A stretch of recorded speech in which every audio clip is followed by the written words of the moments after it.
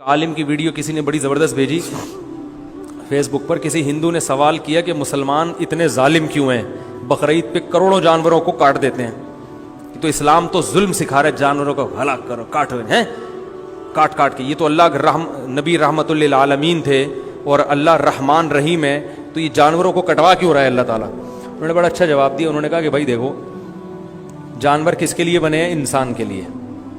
تو ان کا کاٹنا ہی مقصد ہے, ان کو باقی رکھنے کے لیے پیدا. فارمی مرغی کیوں بنی ہے؟ اگر یہ کاٹ کے کھانا چھوڑ دو تو فارمی مرغی کو جو کچھ کھلایا جا رہا ہے اس کی 6 مہینے میں اس کو گن پوائنٹ پہ اتنا بڑا کر دیتے ہیں, تو یہ خدمتیں نہیں ہوں گی نا فارمی مرغی کی. تو انہوں نے کہا یہ سب انسان کے لیے بنے ہیں, انسان کے کھانے کے لیے, پینے کے لیے. انہوں نے کہا اگر یہ کاٹنا ظلم ہے تو پھر ان پہ سوار ہونا بھی ظلم ہے, ان کی پرمیشن کے بغیر. ان کا دودھ نکال کے پینا بھی, بھائی آپ گائے کا دودھ نکال کے پیتے ہو, پرمیشن لیتے ہو کہ میڈم آپ کے بچے کو اتنا دودھ چاہیے, اس کے علاوہ زیادہ ہے تو اگر آپ اجازت دیں؟ کوئی اجازت لیتا ہے؟ بلکہ اگر وہ لات مارتی ہے تو پاؤں باندھ کے, اور ہندو بھی یہ کرتے ہیں, ہندو بھی زبردستی نہ چھوڑتے ہیں اس کا دودھ. وہ بول سکتی ہے کہ بھائی یہ دودھ میرا ہے, آپ کا نہیں, کیوں لے رہے ہو؟ کسی کے فریج میں سے آپ دودھ کا ڈبہ بغیر پرمیشن کے اتار کے لے آئیں تو کتنا بڑا ظلم ہے نا. بھینس کو نچوڑ کے اس کی ایسی کی تیسی کر دی بیچاری بھینس کی, ہڈیاں نکل آتی ہیں اس کی تھنوں سے.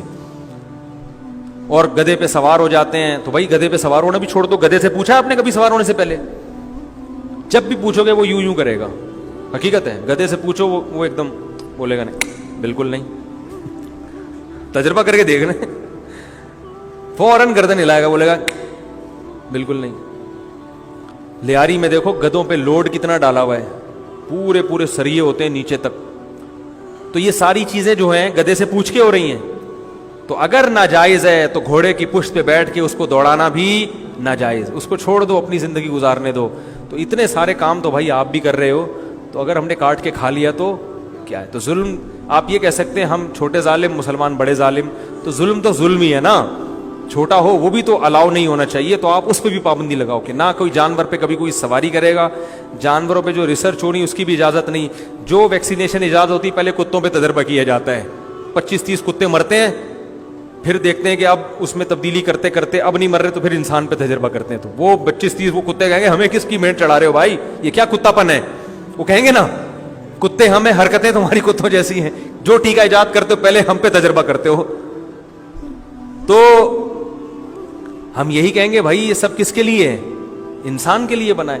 تو اتنا پروٹوکول اللہ نے انسان کو دیا, تو خدا کی قسم انسان کا مقصد نائٹ کلب نہیں ہے, شراب کباب نہیں ہے, لڑکیوں سے دوستیاں, عیاشی, لائف کو انجوائے کرنا یہ نہیں ہے.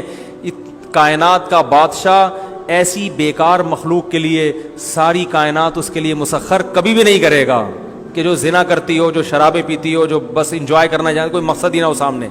بات یہ ہے کہ یہ پوری کائنات کا حساب و کتاب نہیں ہے, انسان کا حساب و کتاب ہے. انسان کو اس لحاظ سے بڑا پروٹوکول دیا گیا کہ سب تمہارے لیے, لیکن انسان کے ذمہ کام لگا ہے کہ تمہارا ہر عمل نوٹ. گدھے کا کوئی عمل نوٹ نہیں ہو رہا. گدھا کسی بھی وقت کچھ بھی کر سکتا ہے, کھڑا ہو جائے گا, کلاٹیاں مارنا شروع کر دے گا, ڈھینچو اتنی زور سے آواز نکالے گا. مرغا کچھ بھی کر سکتا ہے, کتا کبھی بھی کتے پنے پہ آ سکتا ہے, اس کا حساب نہیں ہے. پاگل کتا آپ کو کاٹ لے, کوئی قیامت کے دن گناہ نہیں ملے گا, کوئی کیس نہیں ہوگا اس کے اوپر, وہ تو پاگل ہے بھائی. بلکہ جو پاگل نہیں بھی وہ بھی کاٹ لے تو کوئی کیس نہیں ہے.